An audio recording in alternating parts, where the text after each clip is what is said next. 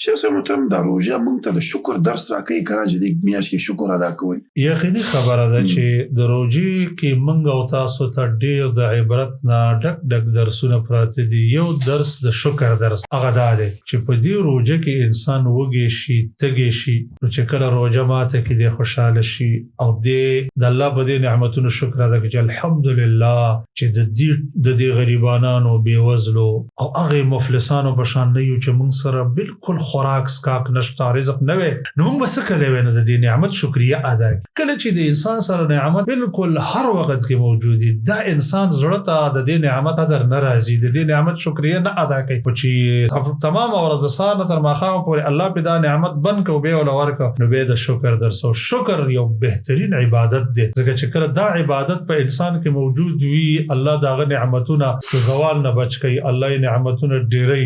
او دې کې موږ ته دې خبرې ته اشاره ده چې نبی رسول الله فرمایي الطاعم الشاکر بمنزله الصائم الصابر. هغه انسان چې خوراک وکي او د دې خوراک سره سره به د الله شکر ادا کوي، د دې د ثواب کې دا په منزله د هغه چا دی چې کوم یو انسان هغه د الله رب العالمین په مشکلاتو باندې صبر کوي، روزه نیسي او روزه باندې صبر کوي. Don't forget to like, share and subscribe. Rana Studio Podcast.